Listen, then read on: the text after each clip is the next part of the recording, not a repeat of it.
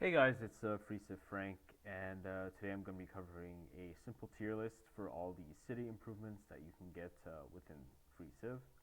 Now, Freeciv is that Civ 2 clone that you can play. It's free and open source, and I'm basing my tier list based off the Civ 2, Civ 3 rule set. So, the issue with making a tier list for this specific type of city improvements is that there are different cities designed for different purposes. You have three main types of cities. The first city I would like to call a commerce city, and the purpose of these is to simply maximize the amount of trade that the city gets in order to expand your ability to conduct research and to get gold.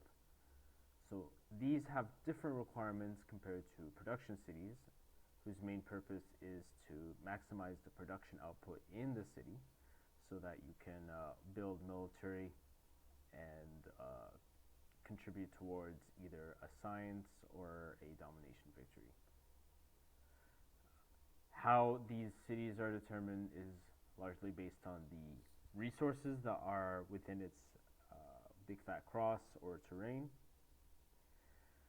And then the final kind of city is a kind of frontier city. So those cities are generally used as a border between you and a rival civilization. And really, for those, all you need is to make sure you have a barracks and you have walls.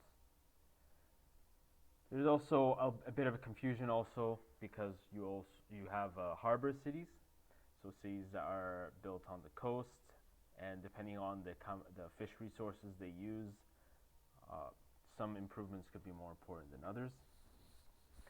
What I'm going to do is this tier list is going to focus on grouping the different city improvements based on their function, as well as their application towards being either a commerce or production city, and whether or not they should be built all the time or should only be built situationally based on the circumstances in that particular city. I'll start with the city improvements that you can only build in the ancient era, cover all the particular details to it, and then move on to the improvements that you see in the later eras. So to start, we have the very first improvement we're going to talk about is the barracks improvement. Now I'm going to go towards the Civilopedia to cover the basics of what it is. So what a barracks allows you to do is every land unit you build in that city automatically has veteran status.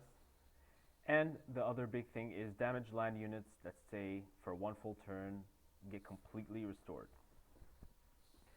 So the benefit to this is essentially if you're going to be building military to use to conquer others, it is pretty much a requirement that you have a barracks in there.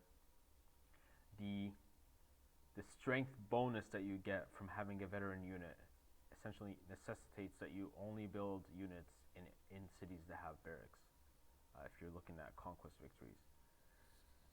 However, I would say it's situational because it really depends. Like, you're not going to be putting a barracks in a commerce city in the middle of your empire because there is no point putting it in there. I would say the barracks is situational, and the reason for that is depending on how close a city is to a rival civilization, or maybe it's a harbor city, you might need a barracks there in order to enable your units that are guarding that city to fully heal. And I would say this is a strong improvement to put in a production city, as you don't want to be making units that don't start out as a veteran. Next building improvement we have is the courthouse. Now, the courthouse has the waste in the city, so this is primarily from the kind of corruption that you can get depending on the government type that you have. If you combine a courthouse with a granary, you eliminate food waste. Now, some governments are more prone to that than others. I'm not going to go into detail of how that works, but the big takeaway for a courthouse is you put a courthouse in there, and if you're losing 6 trade to corruption, then you gain that 6 trade back. And the other thing is that any unhappy citizen becomes content with a courthouse. Now, the courthouse is an interesting. It's a very situational improvement because a lot of governments, generally before communism, they only have a corruption increased as you increase the distance from the capital. So for the courthouse to have a meaningful, return on investment, you need to have a city that has high corruption. So that would be cities that are very far from your capital, that are generating a sort of corruption that you would benefit from putting a courthouse in there. So by its nature, this is very situational. Like, you would not put this in core cities next to your capital, but you would place this in the peripheral cities that would benefit from a decrease in corruption so that you can maximize their productivity. The next improvement we have here is a granary. Now, a granary, just gonna get the things here. What it does is, anytime a small city grows or shrinks, you save 10 food points. So what this enables you to do is grow cities faster. That's really what this is all about. So every time you level up a city in population, because when you have a food surplus, your city expands, and then when it expands and gets to the next population level, then it starts from scratch and has to build that again. What a granary does is that it enables you to minimize the amount of time it takes to grow the population within a city. This can be very useful in a lot of different situations, but it is very situational. For example, you don't want to place this in every city, but you might want to place it in a city that's designed to grow settlers, because in the Civ 2, Civ 3 rule set, cities need at least 3 population in order to build a settler. So this granary, you only want to be building it in cities that either grow settlers, or you might want to rush production for it in cities where you're expecting a great return on investment. So that's cities that have a lot of luxury, not luxury resources, but resources that have a large amount of trade, such as silk, such as spice, such as gold. That's where you might want to consider putting a granary in there to increase the population right away. Like these other two, this is a very situational improvement. It really depends on the goals, and not every city should be getting this. Okay, moving on, you have the harbor. So the harbor, again, is very limited because you can only build that in coastal cities, but what it enables you to do is it gives 1 extra food resource on all ocean or deep ocean tiles. And yeah, the city needs to be coastal, of course. So this is one of these improvements that I would argue is a very strong improvement that you're going to need to build in any coastal city. Now, it's hard because not all cities are coastal, but if you're going to have a coastal city, it's better that you build a harbor in there. Because even if you have 1 food resource, that's a food resource that gets an additional food that grow faster so that you can use it for either commerce or production. It can be, again, there is kind of a situation where it's not strong, and that's if you only have one or two non-resource ocean tiles or deep water tiles. You mostly want to place this where you have either a fish or whales. That would guarantee that would make this improvement really good. Next improvement you have is the library. So the thing about the library is quite obviously it is used to increase the science output in a city. It increases science output in a city by 50%. Now, it's a little bit misleading, and I need to create a video on how this works in the future, but essentially what that means is based on your national budget, let's say you have 50% research in your national budget, and you get 10 commerce. So that 10 commerce gets converted into 5 research, and then that 5 research gets increased by 50%. So you end up having 8 research instead of 5 research. So again, this is situational, but it's almost required in a commerce city, because without it, you can't really increase the research capacity of your city. I would say you need this in a commerce city to fully exploit the capabilities of the trade that you're getting from that city. The next improvement we have is the marketplace. So the marketplace is interesting in that not only does it increase the amount of gold that you generate, but it increases the amount of luxuries that you increase. So for those that don't understand, luxuries are what enable citizens that become unhappy to be happy so that you're working.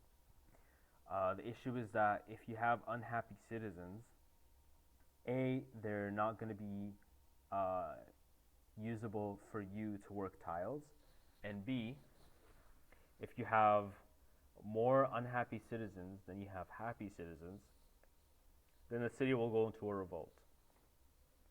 And that city will basically be useless to you.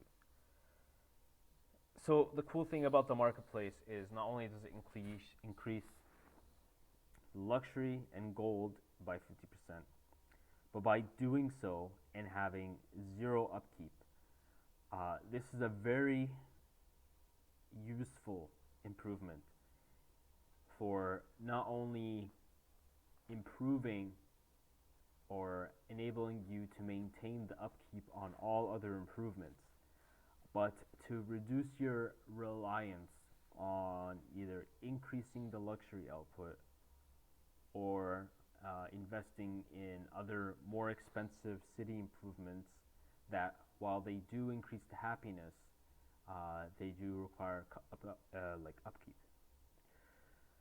So to that end, I would say marketplace is one of those improvements that you should be putting in all your cities. And to conceptualize this, think of it this way, okay? Let's say you have a city that is producing, say, 5 trade. Okay, if it has 5 trade, and let's say you have 10% commerce, and, sorry, correction, you have 50% taxes, 10% commerce, 40% research. So that 5, if you multiply it by 50%, you end up with 7.5. So you get an additional 2.5 gold that can be used to fund other city improvements. Okay, and that 5 trade, multiply it by 10%, you get 1 luxury.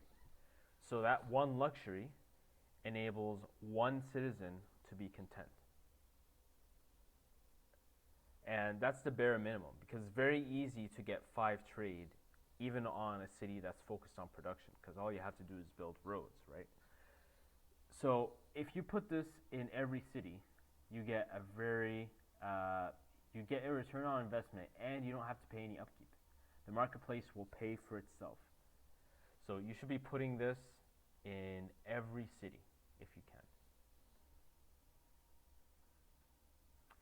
Next we have the palace. Now I'm not going to talk too much about the palace. It's very situational and you can only build one of it. So if we go to the palace here,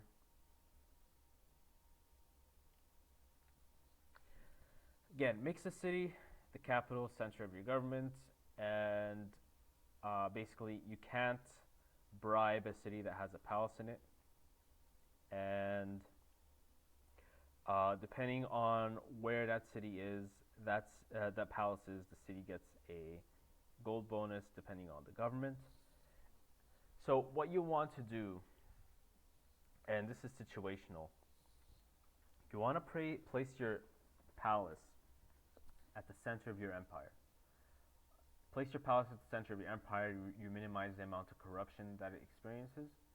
But I just want to give that a quick footnote.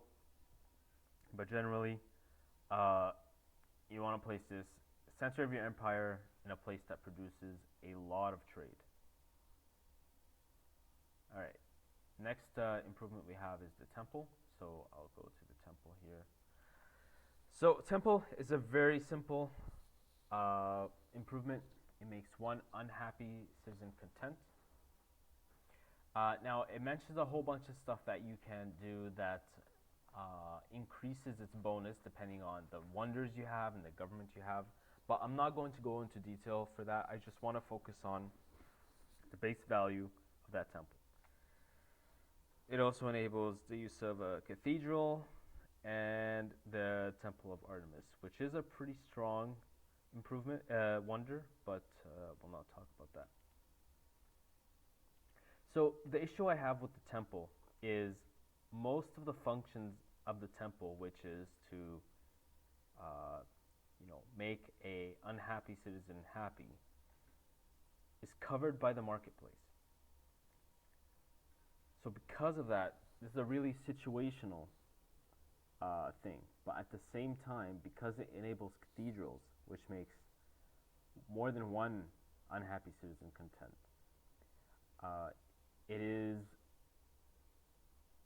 it's kind of it's on that fine line where it is situational. You don't want to be building it right away unless you're committed to building very large cities.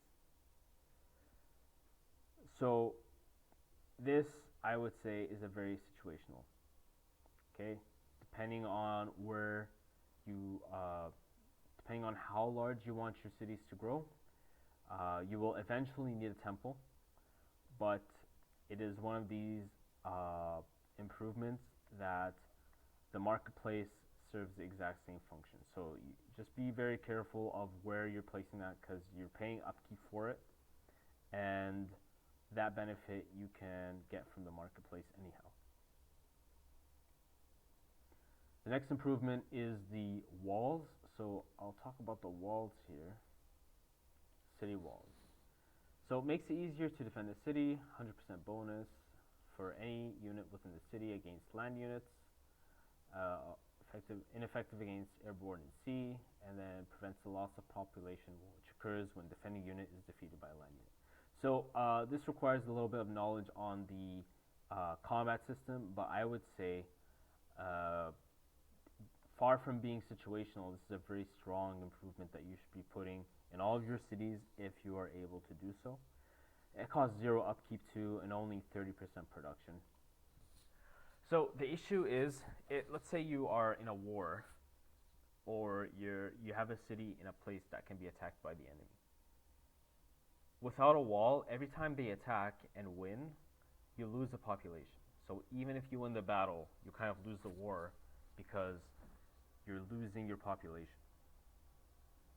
So what city walls enables you to do is actually be able to defend your cities against land attacks, which is going to be the most common type of attack, especially if you're just facing AI. If you're able to do so, I would purchase this and place it in all your cities, at least the cities in the peripheries that can be attacked by a rival civilization. Next, we have the aqueduct, and the aqueduct, without saying, is a very strong improvement that should be in all cities. And the reason for that is because without the aqueduct, you're unable to grow your city larger than size 8. And the thing about playing Freeciv is population is power. So the more population you have, the more powerful you become. The other benefit to having a larger city is it's more defensible against both land and sea units. You have small risk of fire, but that's not really a big thing. And an aqueduct also reduces the plague event from happening, which can reduce your population. So it is a weird improvement because you have 3 types of improvements.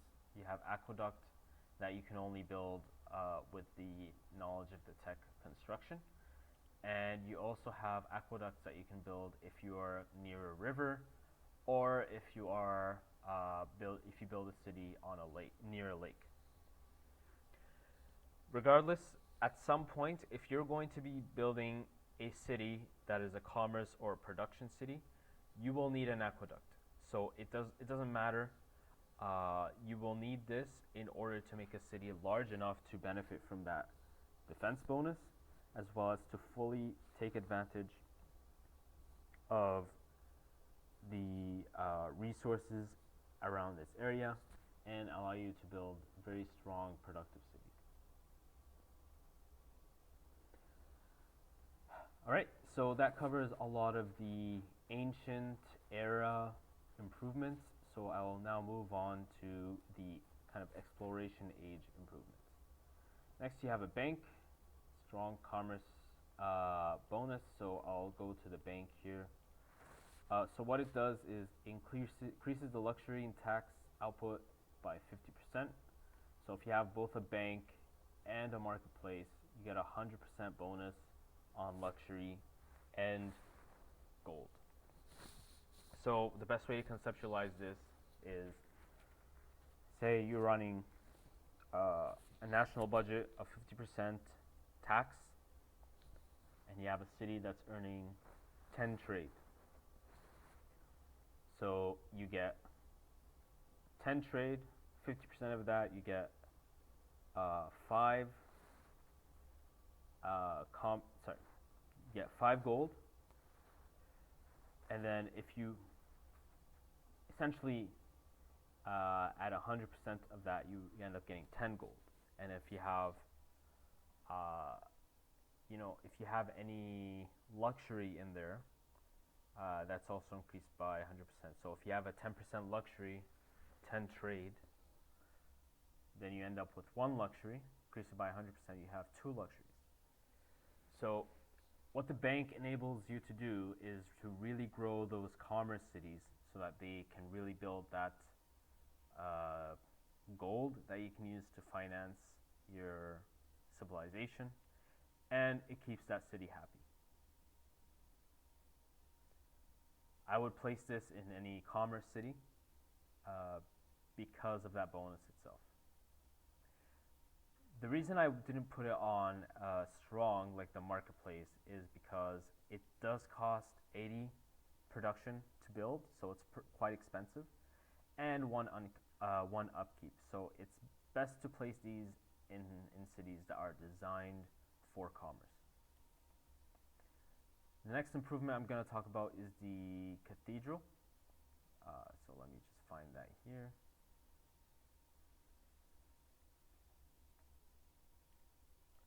Alright, cathedral makes 3 unhappy citizens content in a city, making it easier to maintain order. And then if you have the theology technology, that goes to 4 unhappy citizens being content, except under communism but I'm not going to cover the different governments in this video. You need a temple in order to make this. So before you can do this, you need to have a temple in that city.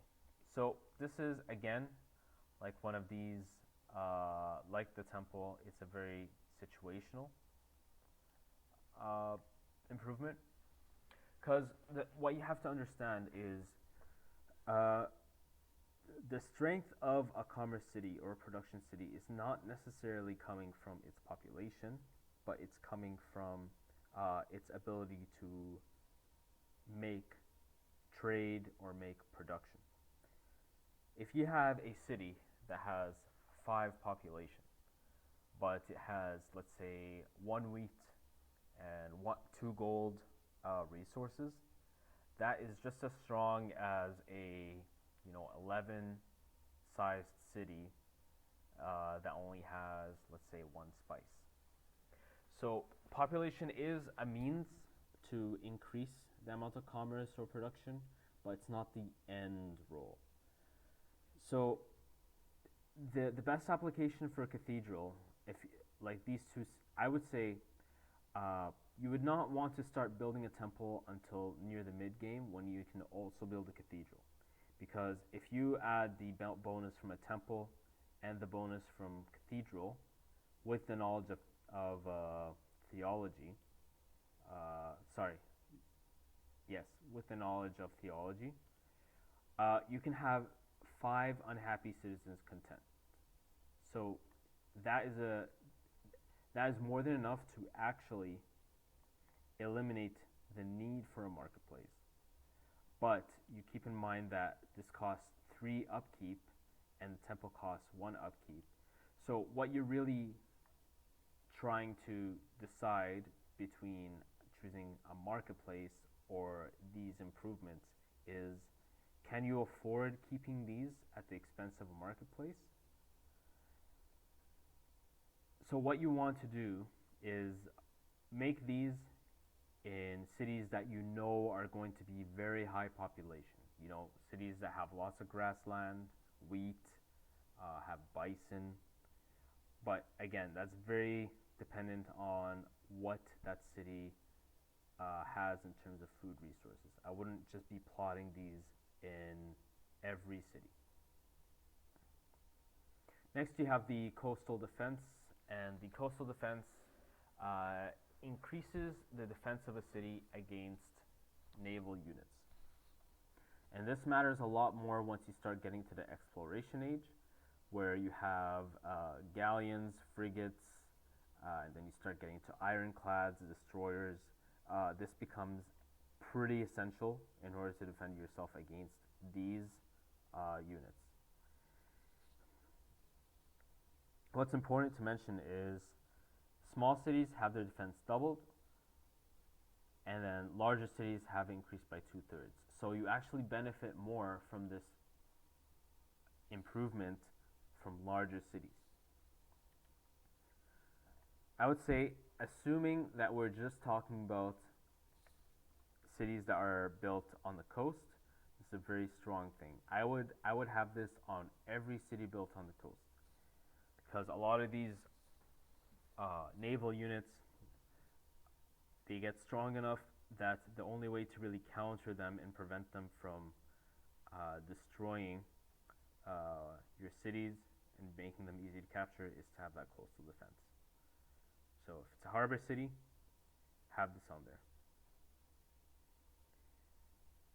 Next we have, I think it's either the Colosseum or the amphitheater, which makes 3 unhappy citizens content, and 4 after the discovery of electricity. So it's weird, because if we're looking at the cathedral and the amphitheater, they both have the same level of upkeep, so they both require 3 upkeep. The difference is that this has a smaller cost and doesn't require an additional building, which is the temple. So if you're really looking at making unhappy citizens content, you should really go for the amphitheater vice the cathedral temple. There's much more investment in that versus the amphitheater. So, as much as I would say that this is a very strong improvement, it is again situational and doesn't need to be built in all cities, but in cities where you're expecting to grow a large population. And I would prioritize this actually ahead of a cathedral or a temple, because this will give you a bonus outright without needing to invest in the temple first before you get that bonus. Next we have the university. So the university, what it does is it increases the science output by an additional 50%. So if you have a library and a university in a city, you get a 100% bonus in research. What does that mean? So what that means is, let's say you have a city that's earning 10 trade. That trade, let's say 10 trade, and you have 50% research. So if you have just the library, you get a 50% increase of 50% of 10 trade. So what you have is 10 trade, 50% research, you get 5 research. A library increases that to about 7.5, and having a university gets that up to 10 research. So again, it's best used in commerce cities that produce a lot of trade, because it enables you to increase your research capacity. So again, if you're going to have a city that has a lot of trade, definitely put a university in there. Okay, so that covers a lot of the exploration age improvements. So now we're getting to more of the industrial age versus future era improvements. First, I'll start with the factory. So what the factory does is just the factory on its own increases the shield production in the city by 25%. And then it does increase pollution, but we'll talk about pollution at a different time. So what that means is, if you have a city that has a production output of 10, with a factory, 25% increase means it's actually producing 13 production. So you're going to want to put this in every production city. And the reason for that is you want these cities to maximize how much production they make, so that you can fully pump out whatever military units you need and that sort. Now, it goes without saying, you can't really talk about factories without talking about a power plant. So we do have a series of power plants, and they're very situational on when or how you would use them. So that is the normal power plants, so kind of gas or coal or oil. We're talking about the hydro power plant, the nuclear plant, and the solar plant. So these are all kind of, I would say they're situational depending on the circumstance, but you pretty much need at least one of them to go with a production city. Now, what's the difference between these 4 plants? So I'll cover that here shortly. So the main difference is a power plant, think of it as coal in real life. You don't need a lot of initial investment to get one running. You have some upkeep. They have a extra pollution that happens because you're running a power plant. But the reason you want these is because they increase that 25% to 50%. So a city building 10 production will end up making 15 production with at least one of these power plants. what pollution does is there's a chance every turn that one of your tiles gets a pollution debuff, which decreases the productivity of that tile. So this can be mitigated if you have engineers ready to clean up the pollution. So it really is a matter of taste. So power plant, again, doesn't take a lot of resources to start. The next thing we'll talk about is the hydro plant.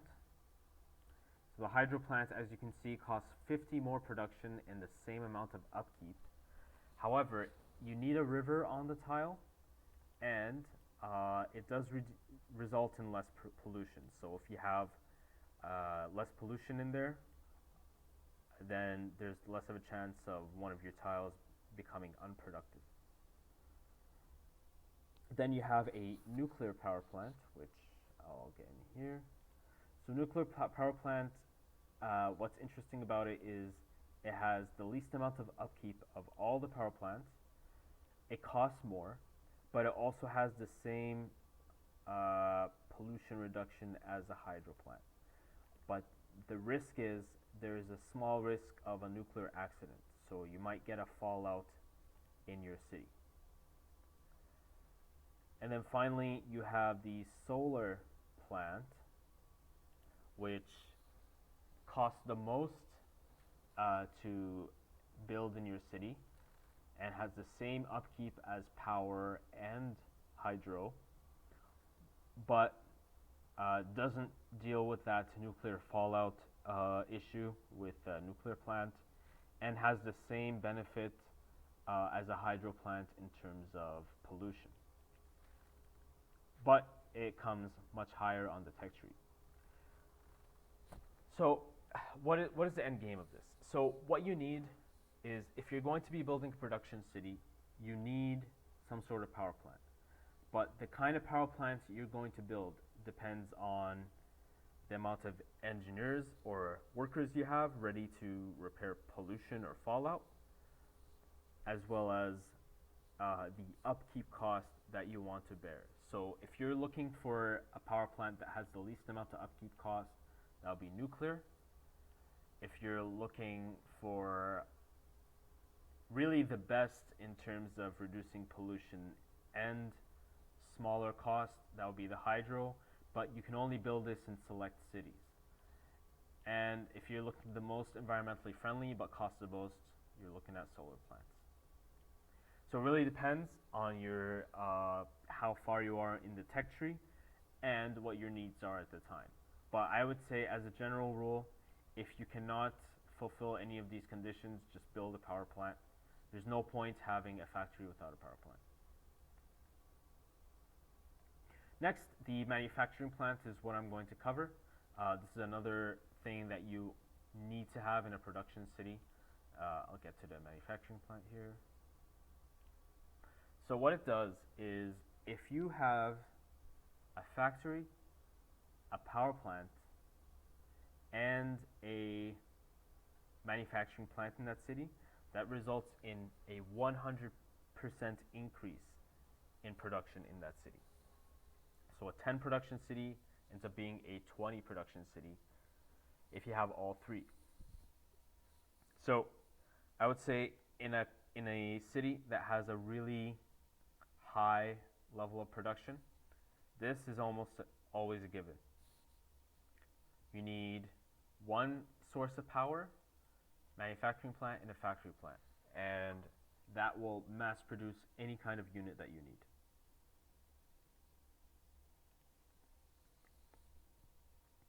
Carrying on, we have sewer system. So we will talk about the sewer system very quick. So what the sewer system allows you to do is to increase the city larger than size 16 and reduces the chance of a plague. I would say this is more applicable to commerce cities, as commerce cities with more population, you can create more specialists, and more specialists can be put to work in more specialists can be put to work to developing trade or research.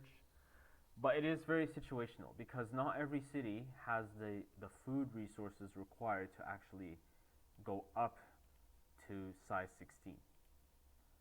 So you're not going to be building this in every city, but I would say you're going to build this in a commerce city with the ability to grow past size 16. All right, next on the list here we have the supermarket, which is a very strong, I would say, strong for commerce. And the reason for that is, again, commerce cities are the ones that benefit the most from being able to employ specialists.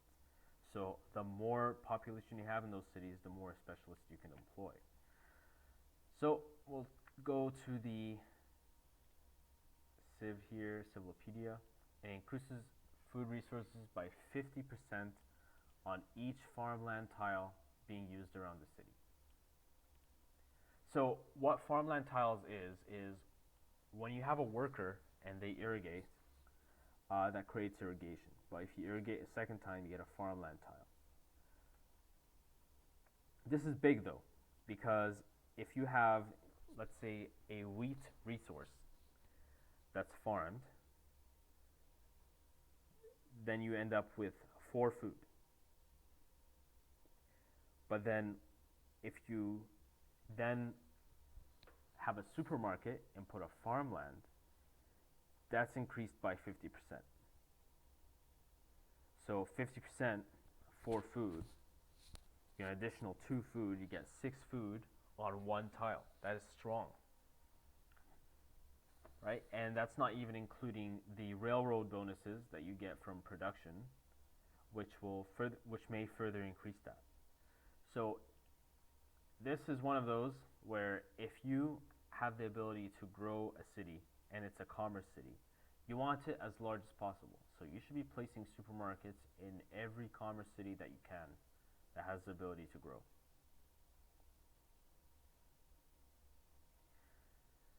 The next improvement that I want to talk about is the superhighways. Now, superhighways is a little bit interesting and difficult to explain, but what it does is if you have a city that has roads that doesn't have farmland, if it's already producing trade, it produces an extra trade resource. So how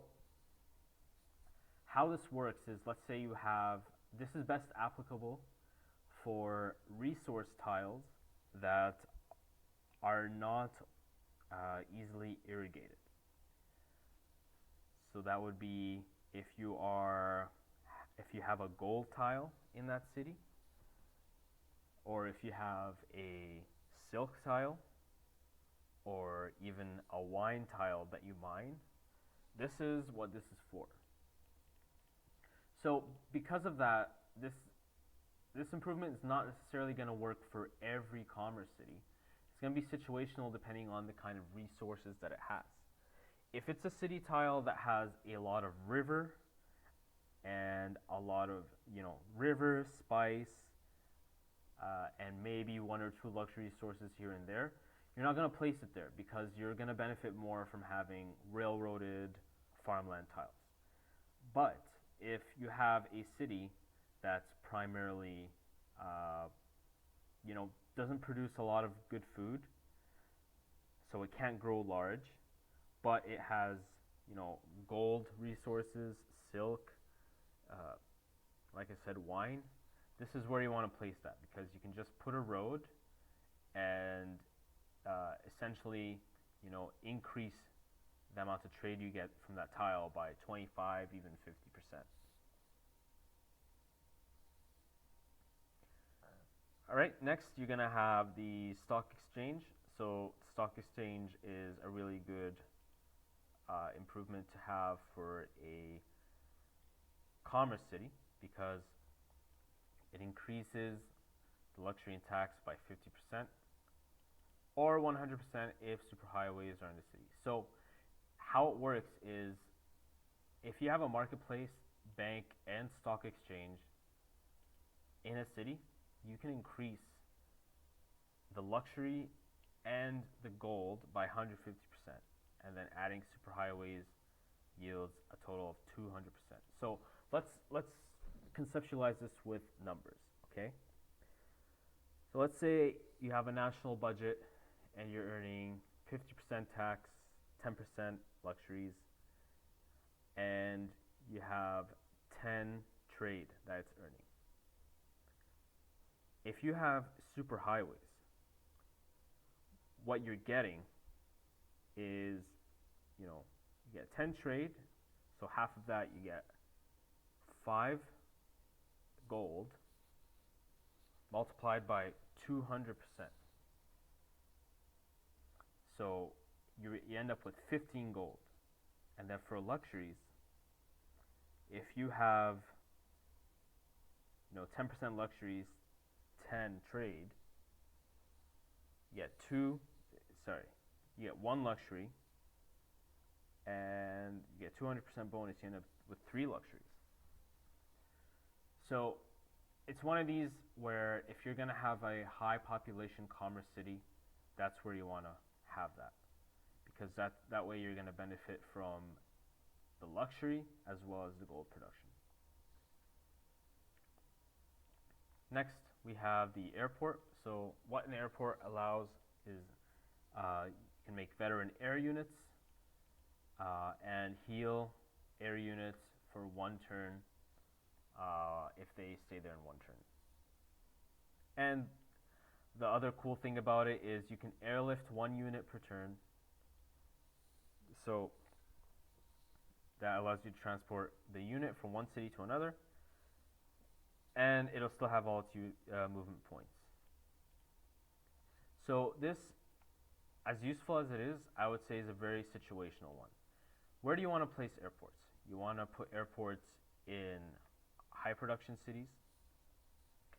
You want to place them in frontier cities, cities near rival civilizations, because that will enable you to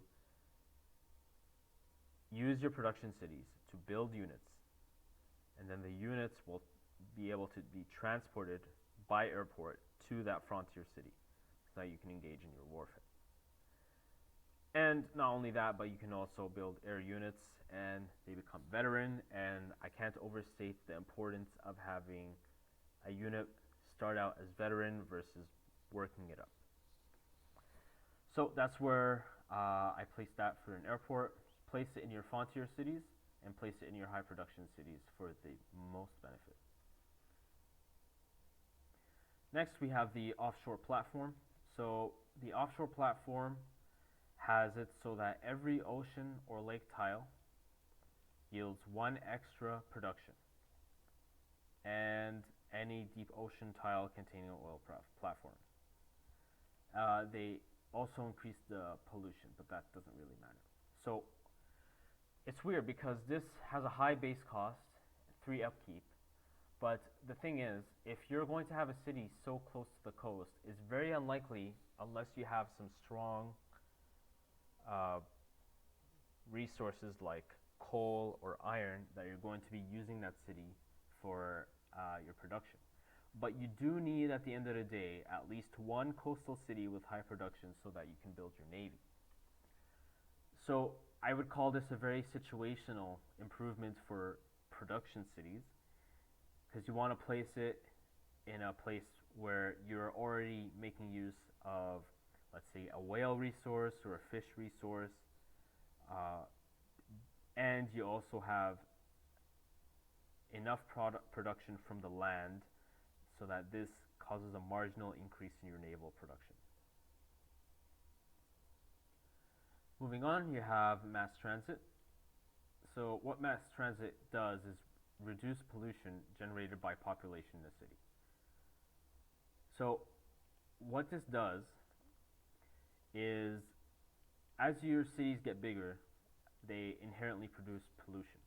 And the problem with pollution, the best way to think about pollution is, you have a city that every turn there's a chance that one of their tiles is going to be useless because it has pollution on it. And because it's useless, you need to put an engineer there or a worker there to work on it so that you can regain that productivity. What mass transit does is it enables you to recoup or reduce the likelihood of a tile in your city being useless every turn. It is a very useful improvement that I would say you almost need to have in a production city, but I would call it situational. Complementary to that is the recycling center. So while mass transit reduces pollution caused by population, the recycling center reduces pollution generated by shield production in a city. Because the more productive a city is, the higher the likelihood that you will get a pollution tile. So these almost work in conjunction, but not necessarily, because you can have a high productive city without having a high population. So again, these improvements are dependent on what your city looks like. Is it just a naturally productive city because it has iron and coal and all that? Or does it have enough population and it has a lot of plains and bison? So really, depending on what your city looks like, one or the other might be a better improvement to have. You can have both, but generally one of those two will solve your pollution problems. The next improvement is the police station. So what it does is it neutralizes unhappiness caused by a military unit in a city and makes two more unhappy citizens content if they're unhappy about aggression. So as late as this comes, this is more designed for long-term conquest. So let's say you're near the end game and you're beginning a large campaign of conquest to get a domination victory. This is where it's useful. Because a lot of governments, they have a modifier where if they have too many units outside of the national borders, it results in war awareness. So this is a way to counteract that. And it provides this unhappy citizen bonus that prevents you from having rioting cities. But I would say the police station is very situational and it depends on how far you're going on doing a domination victory.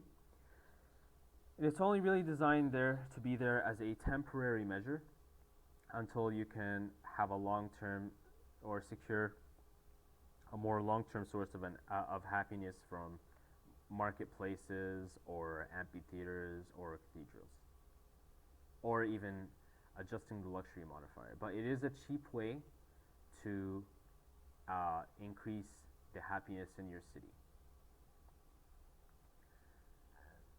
Next, we have the port facility. So this port facility to a city is like a barracks to a land unit.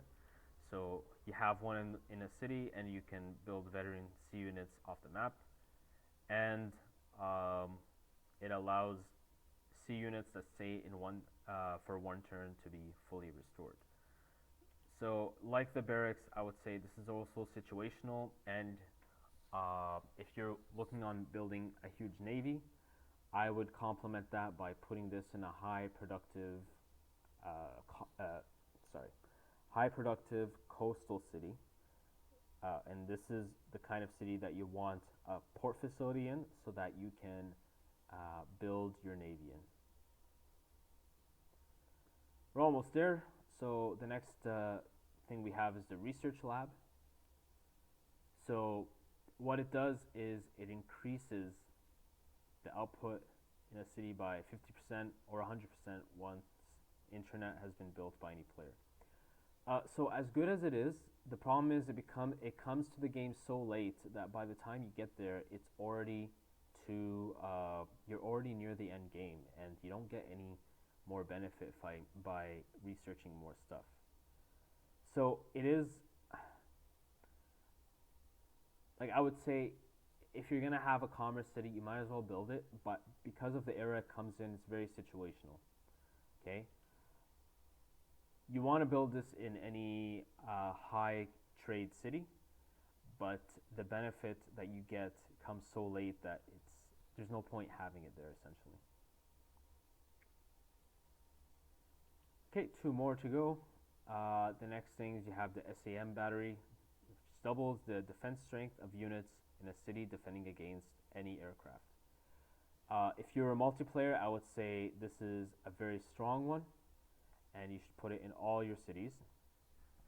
The AI in this game doesn't use air units all that much, unfortunately, so it's a useless improvement for that. But if you're playing against human players, have this in every city, because air domination is the way to go when you're playing multiplayer.